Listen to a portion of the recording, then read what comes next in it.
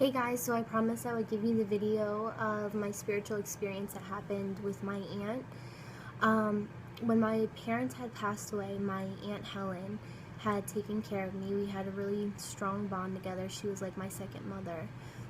She was my great aunt, so she was older. She was in her 80s. And we would talk all the time, and she was like my best friend. And she was suffering from dementia. So the one night she had called me at like 9:30 at night, and I was busy with my daughter at the time, so she had left me a voicemail just basically saying that there was going to be a thunderstorm. Are you ready? Jesse, you hear me? There's going to be a thunderstorm. All right, I love you. I'll talk to you then. And I mean, it wasn't supposed to rain or anything, so I didn't really know what she was talking about. And since it was kind of late, I figured I would just talk to her in the morning. I always got up early and we would talk on the phone before I went to work. And that next morning, my sister had given me a phone call basically saying that they had found my aunt on the floor. If I could get over there as soon as possible, the ambulance was on their way. So when I had gotten over there, she seemed alert. Her eyes were open, but she couldn't talk and couldn't really move. And we had to make a quick decision to put her on a breathing tube because she was having trouble breathing. When she had gotten to the hospital, they basically said that they had gotten her there just in time, that her breathing was down to a bare minimum, and that the breathing tube basically saved her life. So now, as her living will, it kind of went against that because she didn't want to be put on any instruments or any breathing tube or anything. But we were all having such a hard time grasping what was going on because it was so sudden. So I was devastated. I mean, at this point, she couldn't open her eyes, couldn't talk. She was just kind of in a state of a coma without being in a coma. And I remember I was crying and I was so upset, and I had just basically prayed my heart out to God, letting him know that, my aunt is like my second mom. And with my mom and dad, I didn't have a chance to say goodbye to them. My dad, I was 9 years old. I didn't know he was going to pass. And my mom, she was murdered, and so I didn't have a goodbye with her. And I was begging God, basically asking him to please let me be able to talk to my aunt, to just have her say that she loves me one last time.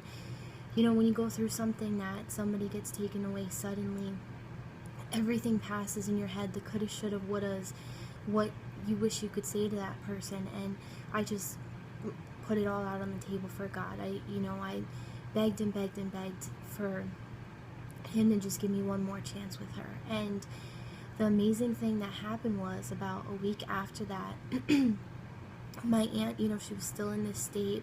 She could open her eyes now, but she couldn't talk, couldn't really do any movements. And this particular day, I was at the hospital visiting her along with my sister and our cousin Stephen, and also my Aunt Jeannie, which was my mom's twin sister. And we're all standing around her, and I had left to use the bathroom. And on my way back, I hear this real raspy voice trying so hard to say my name. And I came around the corner to see that it was my Aunt Helen, and she was calling my name and trying to find out where I was. And the nurses came running in, and they took the breathing tube out of her. And it was one of the happiest moments that any of us could ever imagine. And when she was, to her senses and she was able to talk to us, we let her know, what happened, that she had a stroke. And she basically said to us that God said that it's not her time yet. And her reason for this happening is she was supposed to have the whole family around her. And we thought that the amazing part was that, we didn't really talk to my cousin Stephen and my Aunt Janie. We were all just kind of distant from one another, and an incident like this brought us all together, and we were able to communicate more and, just share this hard time with and be there for one another. So it was kind of cool, that she had said that to us. And so now, I'm super ecstatic. She's starting to eat and just do everything on her own, and we think, okay, she's coming back to us, she's gonna be fine. And I had a good month where she was still in the hospital, but I was able to tell her, things that were in my heart, how I felt she was my second mother, and I appreciate everything that she's ever done for me. And she had told me at that moment that if she ever does pass away, that she was leaving me her house, which was a complete blessing. I could just cry just thinking about it. She loved me so much, and she would do anything for me and for anybody in the family. So it was really cool to have that one-on-one talk with her and let her know that I love her, and I promise that I'm gonna try and be the best person that I could be no matter what. And so we think everything's going okay, and then all of a sudden it took a turn for the worst again. She started not being able to eat, being real tired a lot, and the doctors had come in to inform us that her kidneys were failing. So we're going through this whole thing of saying goodbye and knowing, that she's gonna pass, and that's what she wanted. Her husband was passed away. She just kept saying she was ready to go see her family. So after, this time, then she started falling asleep, and she was in that state again where, she wasn't able to talk to anybody, wasn't able to take care of herself, and we knew that she was going to pass. She was like this for a pretty long time. I want to say like 2 to 2.5 weeks, and everybody kept saying, no, Leah, not right now. I'm busy. I'll be out in a couple minutes. I lost my train of thought here. That she was going to pass sooner. So every day, I would have to be at work 9 to 5, and I would go see her on my lunch breaks. I would come right after work to be with her, and I wanted to be there with her when she passed away. I wanted to be there for her, and just hold her and let her know that everything was going to be okay. And with my job, I was starting to call off now because I wanted to be with them, and then it was coming the issue where I had to be at work and I couldn't be there, and it was just absolutely heartbreaking. So I got down on my knees and I said a huge prayer to God, basically letting him know that I can do this. I can be strong enough to be there with her when she passes. I can do it, God. Please let me be a part of this. And it was crazy because within the next 2 days, I was at the hospice now, and I went out for coffee, and when I had came back, everybody in the room was quiet, and my sister, and I'm going, what's going on? And her breathing had dropped absolutely dramatic, and they had said to me that when I left for coffee, everybody had said to her if she wanted to pass away, that now's the time to do it because Jessie was out of the room. And I think my Aunt Helen wanted to pass without me being there because she didn't want me to go through the heartbreak and the pain of being there, but at the same time I wanted to be there with her at her last moment. And so I'm saying in my heart, I could do this. And now this whole time, she's got her eyes closed and she's in a sleepless state, or a sleeping state, and my sister's praying, I'm praying, my Aunt Jeannie's praying, we're all holding her hands. And as her breathing was diminishing, my sister had mentioned about, her husband, and he's bringing her flowers, and she just created this wonderful scene, of Jesus coming to take her to go be with her loved ones. And within her last breath, I'm not even kidding you guys, it was the most beautiful thing in the world. She opened her eyes were bright blue, she had the most gorgeous eyes.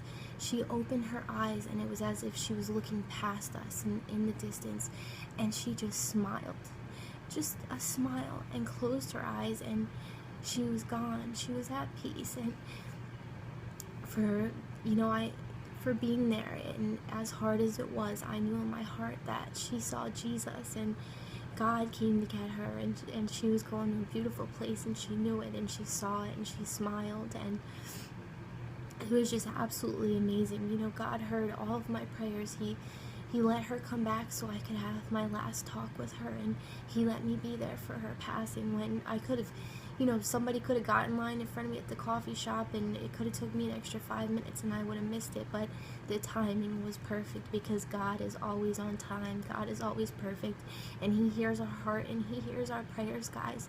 You just have to open up and ask him. And after she had passed, it was really hard because here I am in her house, and you know, you got to pick out the outfits and stuff for the funeral. My sister had stopped over, and you know, we're picking out the outfits, and I got stuck staying behind. I was here with my daughter, and my sister left all her outfits just laying out on the bed, and she had to go, so she leaves. And I was standing in my Aunt Helen's bedroom, and I'm just looking at her clothes, and I'm putting them away, and you know, I just start crying. I had to let it out about how much I miss her and just how hard it was without her. And I laid on her bed, and this window right behind me, the window was open, the shades were wide up, and I'm just laying there and I'm crying and, you know, just saying how much I miss her and I love her. And all of a sudden I hear knock, knock, knock, knock, knock. And I jump up because it scared me, and instantly I looked to the hallway, and my daughter was walking down the hallway at the time, and because it scared me, I said, Leah, I said, what are you doing? And she says, what? She says, you know, I'm not doing anything. And then together we hear, again, like this tapping noise, and we look, and when I look at the window, guys, it was the most awesomest thing ever. It was a golden finch with its wings wide open, and it was pecking at the window, and it just fluttered there for like a good 35 seconds, and I'm going, oh my gosh, and my daughter sees it, and I pick her up, and we go right to the window, and we're looking this bird in the face as it's just fluttering at the window, and then it takes off. And my daughter, who was, you know, 5 years old at the time, turns to me and looks at me, she goes, Mommy, she goes, I think that means that Aunt Helen's okay. And, you know, then tears of joy are coming down my face. It was just one of those moments where, you know, it was just absolutely amazing. Like, it was just amazing. And in a matter of, you know, 3 hours, we're having a cookout at my sister's house, and, you know, I feel better. I'm going over there, and everybody's sitting down on the back porch, and me and my daughter come walking in, and I said, guess what? I said, you know, the coolest thing happened, and I explained to them the story about the golden finch being right at the window. And my Aunt Janie goes, oh my gosh, she goes, do you know what that means?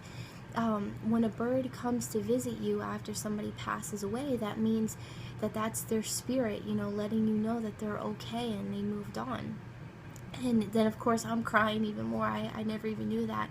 And if you look up the symbolization of a golden finch, it was actually one of the first birds that were painted in Christianity around Jesus and the cross, and a couple other paintings. And it's said to signify, you know, Jesus Christ. So it was just one of those things that God, you know, was letting me know that my aunt's okay. She's in heaven, and everything's gonna be okay. And all we just have to remember that and put our trust and our faith in God, and be loyal to Him, and speak the word about God, and, you know, tell everybody your experiences. When God is with you and God does something absolutely amazing for us, tell everybody. I mean, just by me coming on here, putting my experiences out, it's so great to hear from you guys the experiences that you've been through, and, you know, just pass the word about how good God really is. So I hope you enjoyed this video. Come back, I'll have to upload some more. I got another interesting story to tell you about a dream that I had that came true, that I believe God put somebody in my path for me to help. So I hope you guys enjoyed the video. Leave me some comments and let me know if you've ever been through anything similar. Alright, take care guys. God bless.